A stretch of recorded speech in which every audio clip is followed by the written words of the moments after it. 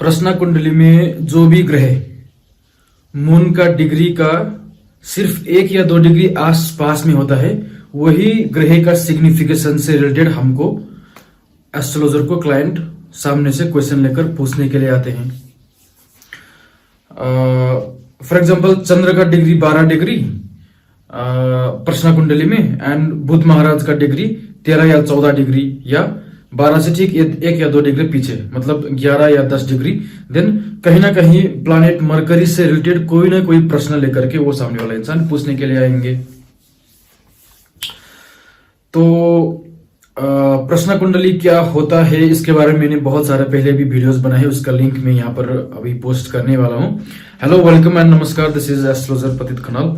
तो प्रश्न कुंडली का फिर से भी एक थोड़ा सा ब्रीफली डिस्कस कर लेते हैं कि प्रश्न कुंडली क्या होता है। कि जब भी कोई भी इंसान कोई क्वेश्चन एस्ट्रोलॉजर को क्लाइंट या कोई भी इंसान पूछने के लिए आते हैं, तब उस प्रश्न का उत्तर बिना उसका नेचुरल हॉरोस्कोप देखे हुए भी सिर्फ और सिर्फ एक जो भी टाइम में वो सामने वाला इंसान प्रश्न पूछते हैं, उसी टाइम में भी जो पर्टिकुलर एक कुंडली हॉरोस्कोप बनती है उसके हिसाब से कोई एक आंसर दे देना, उसको हम प्रश्न कुंडली बोलते हैं।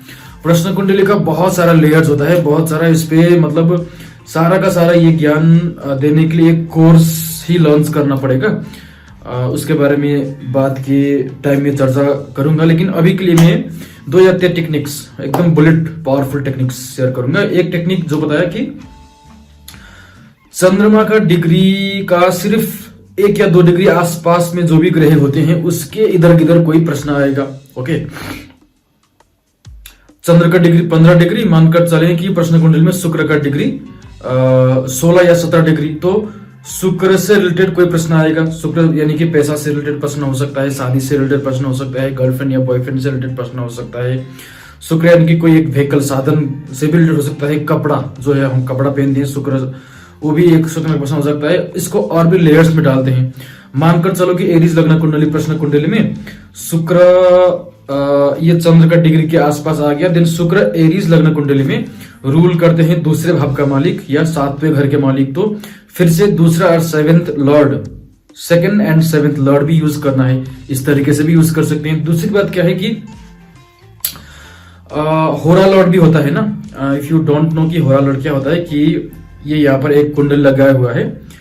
जस्ट ओपन दी जे होरा चार्ट में यहाँ पर आप देख सकते हैं कि ये वाज राइट क्लिक, राइट वाला पोर्शन में एक वहां पर स्क्रॉल करते हुए चले जाएंगे। देन होरा लॉर्ड करके एक लिखा गया है, उसके हिसाब से होरा लॉर्ड 1 घंटा, तकरीबन 1 घंटा बाद वो ग्रह अपना होरा का लॉर्ड बदलता है उस टाइम का। फॉर एग्जांपल जो भी इस टाइम में मैं एक वीडियो बना रहा हूँ, इसी पर्टिकुलर टाइम में भी एक होरा यहाँ पर जहां पर मेरा एक होरा रन हो रहा है उसका मालिक एक होता है। जैसे करके होरा का लॉर्ड भी हमको कौन सा डायरेक्शन में वो प्रश्न आएगा वो बता देगा। होरा का लॉर्ड मंगल का, तो मंगल का सिग्निफिकेशन लैंड से related, Mangal is a karaka for sibling also.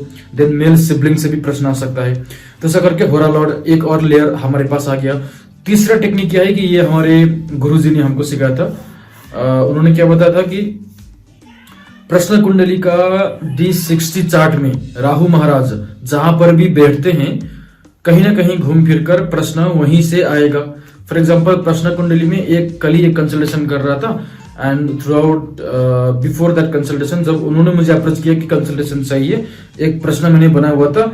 D60 chart में शुक्र and Rahu was in the 12th house, तो उनका थ्रू आउट द कंसल्टेशन का सिर्फ एक मेन क्वेश्चन ये था कि मैं अपने उनका पति जो है यूएसए में बाहर बैठे हुए हैं, तो उनका एक था कि अभी डिपेंडेंट में मैं अभी पति के पास मेरा ये वीसा लगेगा नहीं लगेगा, ये क्वेश्चन था। तो प्रश्न से ये दिख गया। D60 चार्ट में राहु महाराज जहां पर भी बैठते हैं वहां से प्रश्न आएगा। ये एक तीसरा टेक्निक, 3 हो गया ना, 3 टेक्निक ये शेयर किया। लेकिन इस टेक्निक को यूज करना जितना सिंपल यहां से मैं ये दिखने में लग रहा है, इतना सिंपल है नहीं। चार्ट में कई बार ऐसा सिचुएशन आ जाएगा कि ओवरलैप करना आना पड़ेगा। What do I mean by that? Overlap करने का मतलब क्या बन जाता है कि चंद्र का आसपास वाला डिग्री में कोई एक मानकर चले बुध आ गया। दूसरी टेक्निक से देखें, देन राहु महाराज 4th हाउस में चले गए D60 चार्ट में। देन बुध यानी कि बुध हम पकड़ लिए, राहु महाराज 4th हाउस में चले गए D60, देन 4th हाउस से भी क्वेश्चन हो सकता है। बुध का सिग्निफिकेशन पकड़ ले चंद्र का टेक्निक की ओर से, देन मरकरी यानी कि 3rd हाउस 6th हाउस का फ्लेवर आ गया। और तीसरा बात ये क्या बताया था कि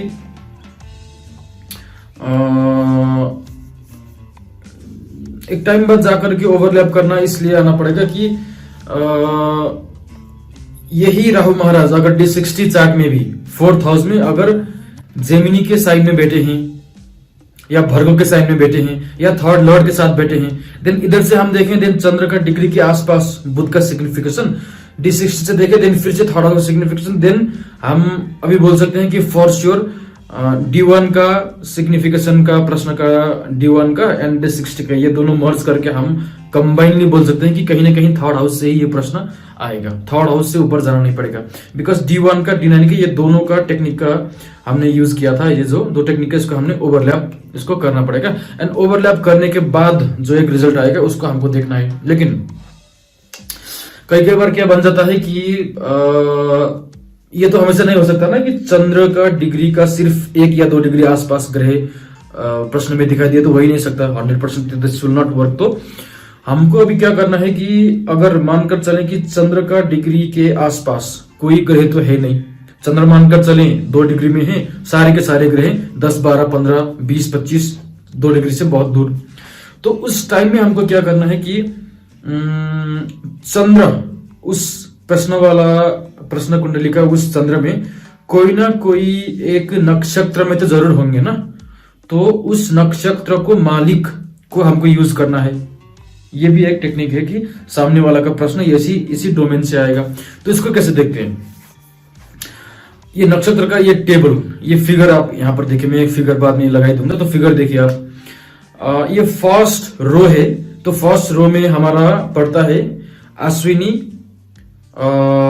मघा मूल, ये जो फर्स्ट रो है ये अश्विनी मघा रूल, ये फर्स्ट नंबर का, ये तीनों के 3 nakshatra is ruled by Ketu Maharaj. Second row में देखिए, सेकेंड रो में भरिणी, पूर्व फाल्गुनी, पूर्व आषाढ़ा, ये सेकेंड वाला जो रो है ये पूरा का पूरा इज रूल्ड बाय शुक्र महाराज, इसको रूल करते हैं। थर्ड वाला रो में देखिए कृतिका, उत्तर फाल्गुनी, उत्तर आषाढ़ा, ये थर्ड वाला रो का पूरा ये दो जो रो है इसको रूल करते हैं सूर्य महाराज। तो ऐसे करके आप नीचे चले आइए, तो अश्विनी, भरणी, कृतिका, रोहिणी, मृगशिरा, आर्द्रा, पुनर्वसु, पुष्य, आश्लेषा, ऐसे करके तो अश्विनी वाला जो पूरा का पूरा रो है, अश्विनी मघा मूल, ये वाला केतु रूल करते हैं। सेकंड वाला भरणी, पूर्व फाल्गुनी, पूर्व आषाढ़ा, ये रो को रूल करते हैं सूर्य महाराज। थर्ड वाला कृतिका, उत्तर फाल्गुनी, उत्तर आषाढ़ा, इस रो को रूल करते हैं सूर्य महाराज। सेकंड वाला का शुक्र हो गया, आई थिंक मैंने सूर्य बोल दिया। तो जैसे करके थर्ड में फोर्थ में आइए, जो फोर्थ रो का रोहिणी, हस्ता, श्रावणा, इस फोर्थ वाले रो को रूल करते हैं चंद्र, है ना। तो 5, 6, 7, 8 वहां पर मैंने लॉर्ड्स भी रख दिए हैं। तो सीक्वेंस क्या है, केतु, शुक्र, सूर्य, चंद्र, मंगल, राहु, बृहस्पति, शनि, बुध। उल्टा पुल्टा कर दिया क्या, फिर से बोलते हैं, केतु, शुक्र, सूर्य, चंद्र, मंगल, राहु, बृहस्पति, शनि, बुध। आई थिंक हाँ, उल्टा पुल्टा करते हैं। This is the correct sequence, आप चार्ट में भी देख सकते हैं। ओके, तो इस तरीके से फॉर एग्जांपल चंद्र रैंडमली कोई एक ले लेते हैं, मानकर चले चंद्र विशाखा के नक्षत्र में बैठे हुए हैं 2 डिग्री में, और पूरे के पूरे 9 ग्रह जो है 2 डिग्री के बहुत दूर चले गए। तो विशाखा का नक्षत्र आप कहां पर पड़ता है, इस फिगर में देखिए। विशाखा का नक्षत्र जो रो वाइज देखिए 1, 2, 3, 4, 5, 6, 7 नंबर का सेकंड में पड़ते हैं ना विशाखा। तो 7th नंबर का पूरा रो को कौन रूल करते हैं, बृहस्पति। तो इस प्रश्न कुंडली में कहीं ना कहीं घूम फिर कर बृहस्पति से क्वेश्चन आएगा। ये एक हो गया। अभी यही टेक्निक को, इसी टेक्निक को नहीं बल्कि D60 चार्ट में भी राहु महाराज जहां पर भी बैठे हैं, फॉर एग्जांपल राहु महाराज बैठे ही हैं D60 चार्ट में 9th हाउस में, D1 का ये जो हमने मून का टेक्निक यूज किया था बृहस्पति का, राहु महाराज बैठे ही हैं 9th हाउस में। Then Brihaspati natural 9th Lord का भी मालिक है ना, एक जो हमारा क्या बोलते हैं इसको, एरिस का लगन उठा ले, कालपुरुष, सॉरी भूल जाता हूं कभी कभी, कालपुरुष में बृहस्पति महाराज 9th लॉर्ड का मालिक, और राहु D60 चार्ट में बैठे ही हैं 9th या 12th हाउस में। देन फॉरेन ट्रैवल से क्वेश्चन, इस तरीके से हमको ओवरलैप करना चाहिए। अभी दूसरा टेक्निक ये आपको शेयर करते हैं। कोई भी प्रश्न चार्ट आप ओपन कीजिए, प्रश्न चार्ट का D30 चार्ट में राहु और गुलिका जहां पर भी बैठते हैं, उस सामने वाला इंसान का उस वाले हाउस से रिलेटेड कोई ना कोई एक बहुत बड़ा पेंडिंग इश्यू रहेगा। Okay, this is one part.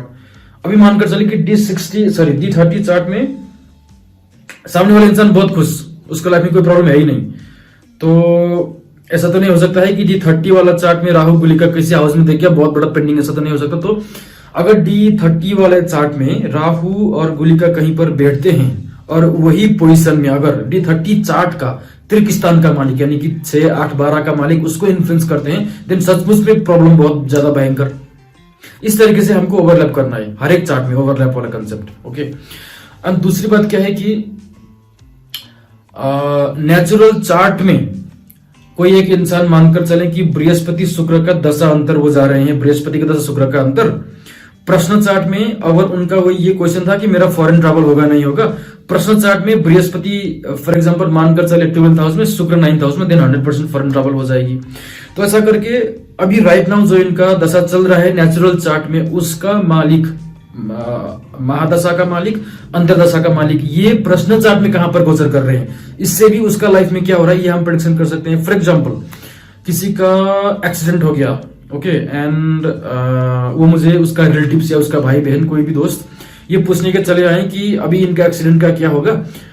मैंने उनका कुंडली मंगाया एंड उनका फॉर एग्जांपल मान लीजिए कि राइट नाउ जिसका एक्सीडेंट हुआ है, बृहस्पति का दशा शुक्र का अंतर, जुपिटर का महादशा शुक्र का अंतर, बृहस्पति इन दी 8th हाउस, शुक्र इन दी 6th हाउस प्रश्न चार्ट में गोचर कर रहे हैं। दिन